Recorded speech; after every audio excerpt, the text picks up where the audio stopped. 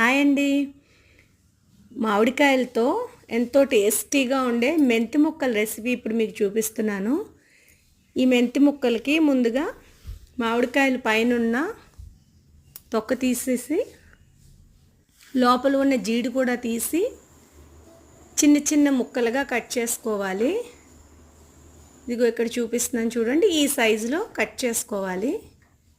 ఇలా కట్ చేసుకున్న తర్వాత వీటికి మెంతులు, ఆవాలు, ఎండుమిరపకాయలు ఈ 3 ఇంగ్రీడియంట్స్ అవసరం.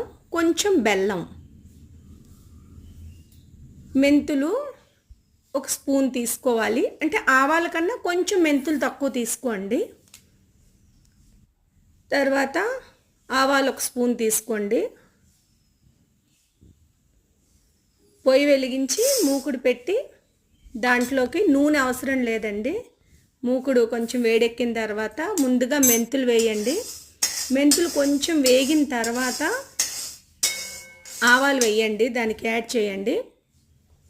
ఆవాలు కూడా వేగిన తర్వాత ఒక 6 నుంచి 7 ఎండుమిరపకాయలు, తొడిమెలు తీసిన ఎండుమిరపకాయలు కూడా ఈ మూకుడులో యాడ్ చేయండి. చేసిన తర్వాత దీన్ని ఒక 5 మినిట్స్ సిమ్లో పెట్టి కొంచెం దోరగా వేయించండి, మాడిపోకుండా చూసుకోండి. ఇలా వేయించిన తర్వాత దీనికి గట్టిగా ఉన్న ఇంగువ అయితే ఆ మూకుడులో యాడ్ చేసుకోండి. తర్వాత దీనికి కావాల్సిన 1 స్పూన్ ఉప్పు,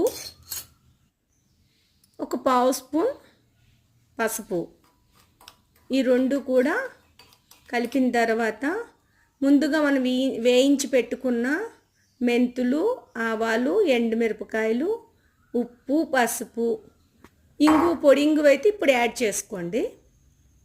అన్నీ కలిపి మిక్సీలోని మెత్తగా పౌడర్ చేసుకోండి. ఇలా పౌడర్ చేసుకున్న తర్వాత కొంచెం ఇలాగా తరిగిన బెల్లం కూడా దానికి యాడ్ చేసుకుని మొత్తం అన్నీ కలిసేటట్టుగా ఒకసారి కలపండి.